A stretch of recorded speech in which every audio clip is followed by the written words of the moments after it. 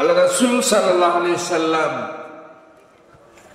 হাদিসের মধ্যে বর্ণনা করেছেন, তোমাদেরকে ইলম শিক্ষা করতে হবে। মুসলমানরা ইলম না শিখলে মুসলমান হওয়া যায় না। তালিবুল ইলমি ফরিজাতুন আলা কুল্লি মুসলিম, প্রত্যেকটা মুসলমান নর নারীর জন্য ইলম শিক্ষা করা ফরজ। তবে রাসূল সাল্লাল্লাহু আলাইহি ওয়াসাল্লাম বলছেন, ফাযালিকাল ইলমুন নাফিউ, তোমাদের একটা উপকারী ইলম আছে, সেই ইলমটা হলো কি? ইলমে মুকাশফা। জোরে বলুন সুবহানাল্লাহ। রাসূল সাল্লাল্লাহু আলাইহি ওয়াসাল্লাম বলছেন, দুইটা ইলম তোমাদেরকে আছে, একটা ইলমে মুআমালা আর একটা ইলমে মুকাশফা।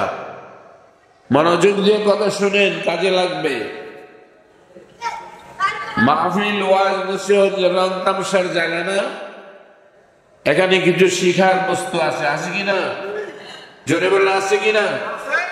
আছে।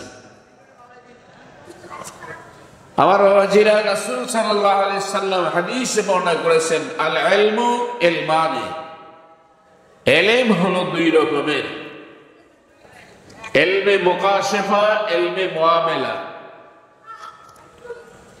যেটা দেখিয়া শুনিয়া পড়িয়া অনুভব করিয়া যে ইলম শিক্ষা করা যায়, এটাকে বলা হয় মুআমালা। এটার নাম হলো শরীয়ত।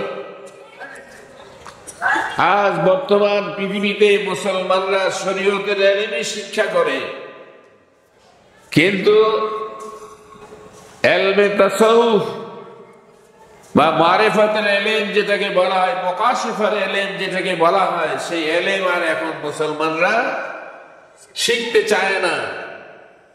আর এটাকে তারা মনে করে যে এটা বেদাত।